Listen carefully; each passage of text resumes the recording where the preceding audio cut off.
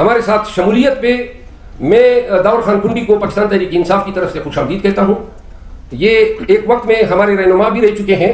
آج میں پاکستان تحریک انصاف کی طرف سے ان کو ٹوپی اور مفلر پہناؤں گا. شکریہ.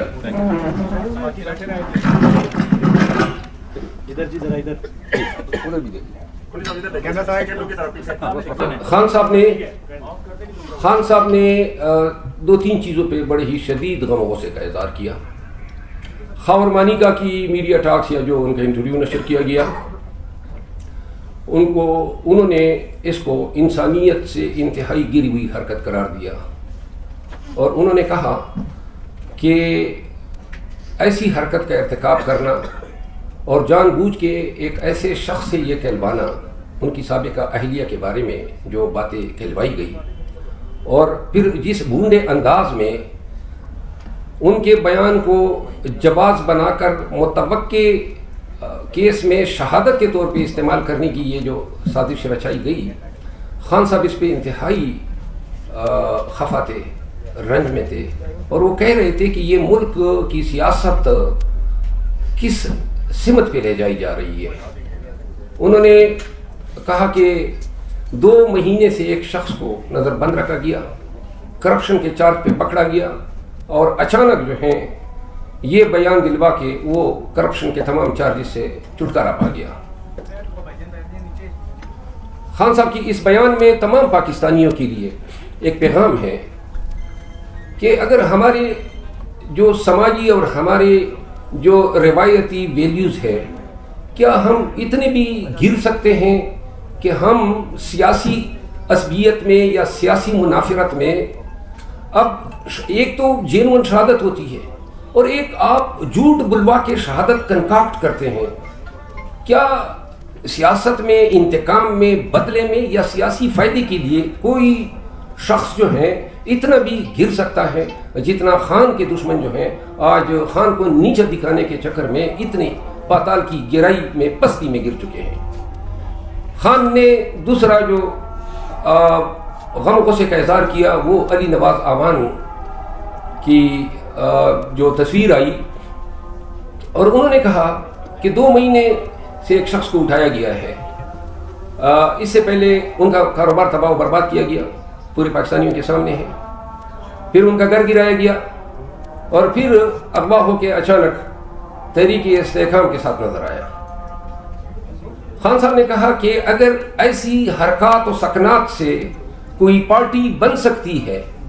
تو لوگ جو ہیں جوک در جوک ہزاروں, لاکھوں اور کروڑوں کی تعداد میں پاکستان تحریک انصاف کے ساتھ آج کھڑے نہ ہوتے. انہوں نے کہا کہ تحریک استحکام کے لیے ایسی حرکتیں ہی اس پارٹی کو اپنی موت آپ مروا چکی ہیں, اور کہا کہ جہانگیر ترین اور علیم خان جو ہیں وہ اپنی قسمت آزمائی کر لیں, الیکشن میں ان کی ضمانت جو ہے ضبط ہوگی. انہوں نے پارٹی کو سختی سے تاکید کی کہ علی نواز اعوان جو ہیں اس کے حوالے سے کوئی ان کے خلاف بیان نہیں دیا جائے گا, اور پارٹی یہ سمجھتی ہے کہ ان شخص کو جن حالات میں لے جایا گیا تو اس فعل کو پارٹی کنڈون کرتی ہے, اور پارٹی جو ہے سمجھتی ہے کہ اگر وہ ادھر ان کی صف میں کڑا بھی نظر آ رہا ہے تو ہمیں آج بھی وہ اپنے دل کے عزیز ہیں. تیسری بات خان صاحب نے میاں نواز شریف صاحب کے حوالے سے کی, اور انہوں نے کہا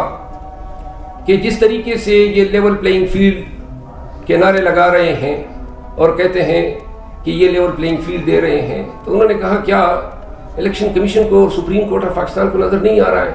کہ پاکستان تحریک انصاف کے ساتھ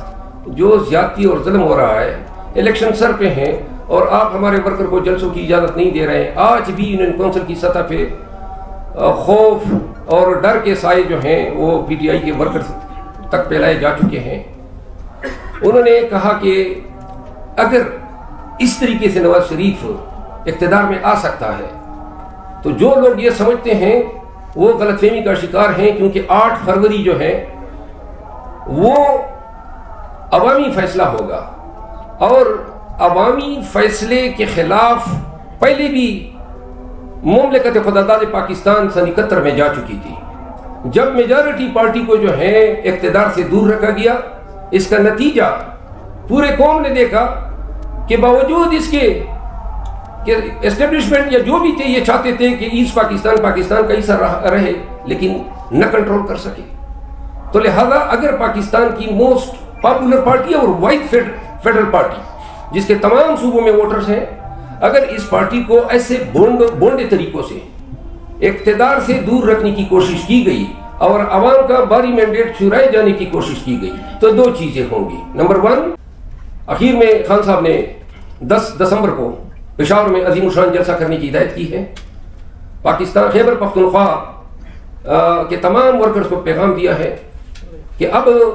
آپ کا خان کے ساتھ ڈٹ کے کھڑا ہونے کا وقت آ گیا ہے. اب آپ نے نکلنا ہے، جلسہ کرنا ہے جس طرح دیگر پارٹیاں کر رہی ہے، اور اس جلسہ کرنے میں اگر کوئی آپ کو روکے، کوئی آپ کو ٹھوکے، تب بھی آپ نے غیرت کا مظاہرہ کرتے ہوئے اس جلسہ گاہ میں پہنچنا ہے. اگر ہم کوشش کر رہے ہیں، آج بھی پشاور ہائی کورٹ نے کنٹمپٹ میں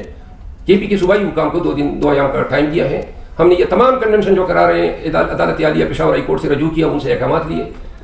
جس طرح میں نے پہلے بتایا کہ 4 سدہ کے پہلے کنونشن کو پہلے تالا لگا دیا گیا جہاں شادی حال میں تھا، پھر ہم ایک پرائیویٹ جگہ پہ شفٹ کر گئے، وہاں پہ انہوں نے کرسیاں اٹھا دی. جب ہماری تعداد 7-8 ہزار ہو گئی تو تب پولیس 300-400 تھی تو ہمیں وہ ڈسٹرب نہ کر سکی. تو لہٰذا پشاور جلسے کے حوالے سے اور کنونشن کے حوالے سے خان صاحب کا یہ پیغام ہے کہ جتنی باری جمعیت میں ہمارے ورکرز پاکستانی اور رول آف لا سے محبت کرنے والے لوگ آئیں گے اتنا ہی ان لوگوں کی آنکھیں کھلیں گی. ان کو اچھی طرح نظر آ رہا ہے کہ عوام پاکستان تحریک انصاف کے ساتھ ہیں، اور آج جو ہے تمام تر ظلم و زیادتی، وہ بتا رہے تھے کہ یہ جتنی ظلم و زیادتی ہو رہی ہے یہ ہمارا کمپین ہو رہا ہے،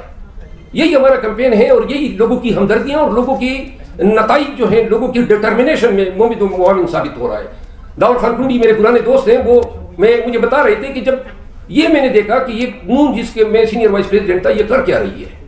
کس طرح ووٹ کو عزت دو کا نعرہ لگانے والی پارٹی نے کس طرح ووٹ اور بنیادی حقوق اور انسانی حقوق اور جمہور اور دستور کے تمام قاعدوں کو کتنا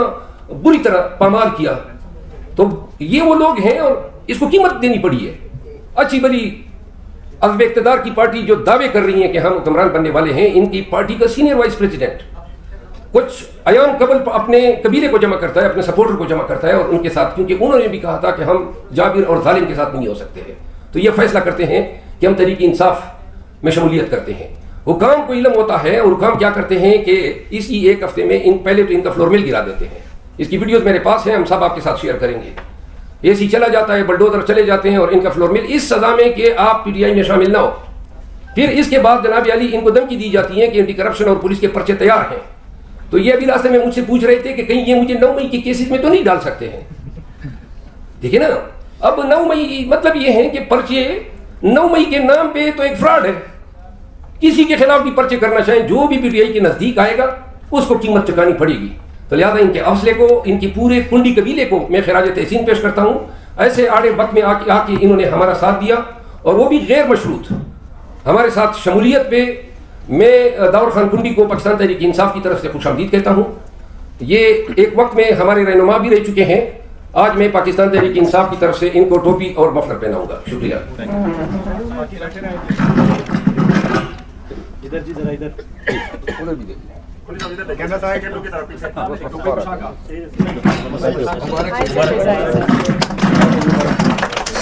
اب آج جو کہ پریس کانفرنس جس طرح آپ کو واضح نظر آ رہا ہے کہ میرے بائیں سائڈ پہ داؤد کنڈی صاحب موجود ہیں. داؤد کنڈی صاحب جو ہیں پاکستان مسلم لیگ نون صوبہ سرحد کے بھی خیبر پختونخوا کے سینئر وائس پریزیڈنٹ ہیں پاکستان مسلم لیگ نون کے. اور جس طرح میں نے پچھلے پریس کانفرنس میں آپ سب کو آگاہ کیا تھا کہ P D M, P M L N, Pakistan people party, D U I, بہت سے پارٹیز کے جو لیڈرز ہیں وہ ملک کے ان حالات کو دیکھتے ہوئے اپنے ضمیر کے ہاتھوں مجبور ہو کر ایسے حالات میں پاکستان تحریک انصاف کو جوائن کر رہے ہیں، جبکہ ان سب کو علم ہے کہ پاکستان تحریک انصاف میں شمولیت اختیار کرنا مصیبت کو گلے لگانے کے مترادف ہے. اور داؤد خان کنڈی جو ہیں وہ تعارف کے محتاج نہیں ہے، ممبر نیشنل اسمبلی رہ چکے ہیں، ان کے والد صاحب منسٹر رہ چکے ہیں. ٹانگ کے ایک سیاسی گھرانے سے تعلق ہے، خود بڑی ان کی سیاسی جدوجہد ہیں. میں کافی عرصہ پہلے ٹانگ میں جج تھا، اور اس وقت یہ نوجوان ہوا کرتے تھے، تو دیکھا کرتا تھا کہ عوامی خدمت کے جذبے سے سرشار ہیں. اور یہی وجہ ہے کہ چاہے وہ کسی بھی پارٹی میں ہو، لیکن ٹانگ کا کنڈی قبیلہ اور اس کے کنڈی قبیلے کے علاوہ مربت بٹھانی جو بھی وہاں پہ محسود وزیر قبائل سرائے کی اسپیکنگ، وہ تمام لوگ جو ہیں وہ داؤد خان کنڈی کو اپنا لیڈر مانتے ہیں، اور ان کی ٹانگ کی سیاست میں بہت ہی اچھا مقام ہے جو انہوں نے اپنی خدمات کی بنیاد پہ بنایا ہوا ہے. داؤد خان کنڈی جو ہیں، داؤد خان کنڈی آپ کے سامنے بات کریں گے، لیکن اس سے قبل 2 باتیں میں آپ سے گزار کرنا چاہتا ہوں. آج میں خان صاحب سے ملا ہوں پٹیالہ جیل میں، اور سیاسی اور قانونی جو امور تھے وہ ڈسکس ہوئے. وکلا کی ٹیم موجود تھی جس میں علی ظفر صاحب، بیرسٹر گور صاحب، عمیر نیازی صاحب اور میں خان صاحب سے ملے. خان صاحب نے خان نے کہا کہ جو لوگ اپنا سرمایہ $10 بلین، یہ الفاظ تھے کہ نواز شریف نے بیرون بینکوں میں رکھے ہیں، اور جب بھی یہ اقتدار میں آیا ہے تو اقتدار میں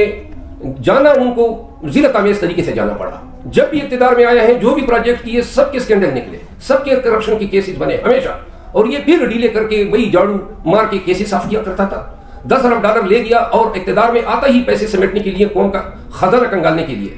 تو لہذا جو $13 بلین اوورسیز پاکستانی کے پاکستان میں آیا کرتے تھے، جو شرنک ہو کے $1.5 ارب پہ آ چکے ہیں، جو IMF ورلڈ بینک ملا کے بھی اتنی ہمیں یہ نہیں کرتے ہیں، اسسٹ نہیں کرتے ہیں یا پیکج نہیں دیتے ہیں، تو پاکستانی کیوں کر یہاں پہ انویسٹ کریں گے؟ ڈالر کس طرح وہ پاکستانی بھیجیں گے جب وہ یہ دیکھیں گے کہ حکمران اپنا ڈالر باہر بھیج رہا ہے؟ لوگوں کا یقین ہونا ضروری ہے پاکستانیوں کا، اوورسیز پاکستانیوں کا، کہ حکمران خود بھی اس ملک میں انویسٹ کر رہے ہیں. تو لہذا جب تک ملک میں رول آف لا نہیں ہوگا اور جب تک ملک میں پاکستان میں احتساب اس طریقے سے نہیں ہوگا جس طریقے سے احتساب ہونا چاہیے،